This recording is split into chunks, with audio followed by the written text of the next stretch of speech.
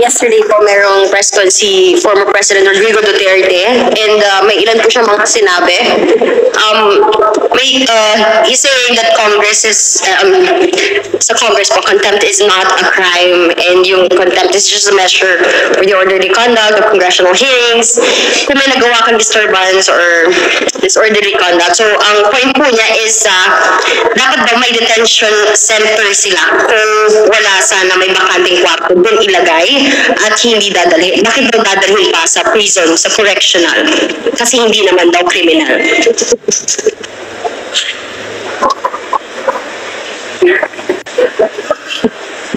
Well, that is for the committee members to decide.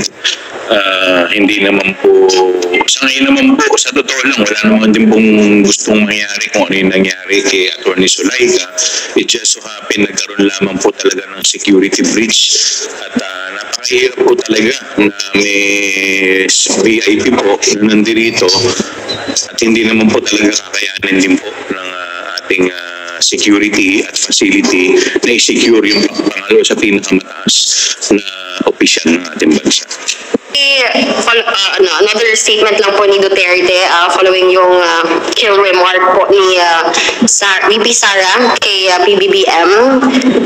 Her dad, PRD said, kasuhan niyo na lang si Inday, hindi naman makulong yan. Hindi talaga magpapakulong yan. Kung ipapatay mo yan, uuwi yan ng Davao.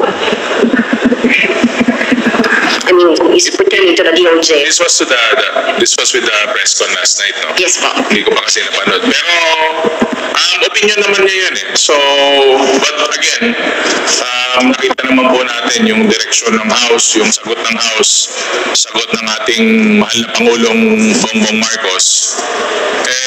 They are treating this with all seriousness. Kaya, kung ano man yung laro-laro na naman na play with words, o kaya yung sinabi nilang kasuhan, then titignan po natin sa mga susunod na araw kasi hindi naman po, wala naman po sa kamay ng Kongreso yan. Ang ginagawa po ng Kongreso ngayon, hinahalungkat po natin yung katotohanan, hinahanap po natin yung katotohanan dito sa ating mga hearings sa good government, saka sa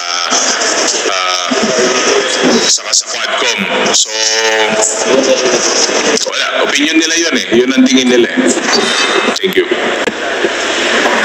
Yes, I guess the DOJ through the NBI has started its investigation, and a subpoena will be issued for the Vice President to answer and to face these criminal charges to be filed against her. So with that, due process will be observed in such a way that the Vice President will be given the opportunity to answer with regard to this threat against the President, the First Lady, including the House Speaker. So this will undergo a regular process.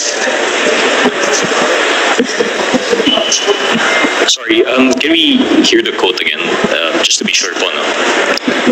Kasuhan niyo na lang si Inday, hindi naman makulong yun. Hindi talaga magpapakulong yun. Kung ipapatay mo yan, uuwi ng Davao yan. I'm guessing the context also is kasuhan na lang instead of having the hearing. Tama po ba? I think it's pertaining to the kill threat for KPBBM. So do you have any comments on that? Sa DOJ. Instead. I'm sorry. I guess the context is lost on us. We haven't heard the press con, but I think what's safe to say. Well, for one, we've had first-hand experience na po, having had the former president join us in the committee hearing.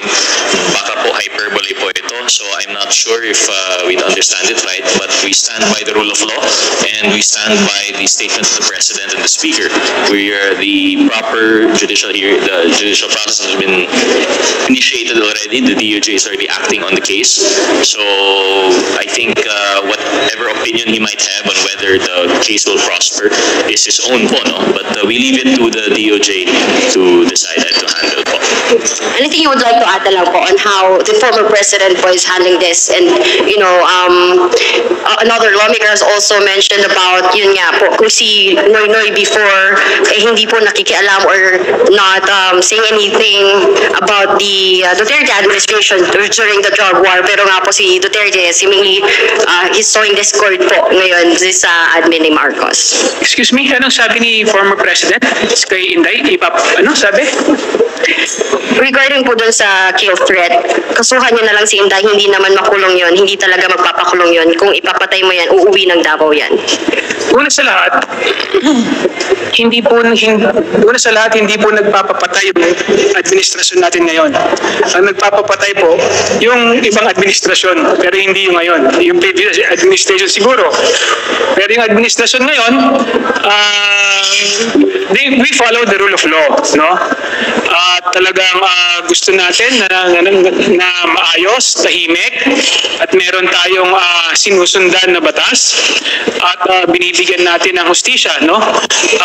Lahat ng lahat ng mga sitwasyon na kung saan kailangan patas, no, ang pagtingin sa batas. Last na lang siguro, based dun sa quote kanina, parang dina-downplay na parang ganito na lang gawin nyo, ganito ganyan. Parang nilalighten lang nila yung seriousness ng mga threat na ginawa. Pero alam naman natin kasing lumang tugtugin na yan.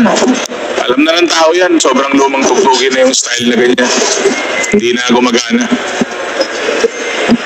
And just to add, no, just to be clear, wala hong threat or balak na ipapatay ang ating pong Vice Presidente. Kaya hindi ko din po maintindihan kung bakit nabanggit po yun ni PRRD. No, just to be clear lang on that aspect, ano.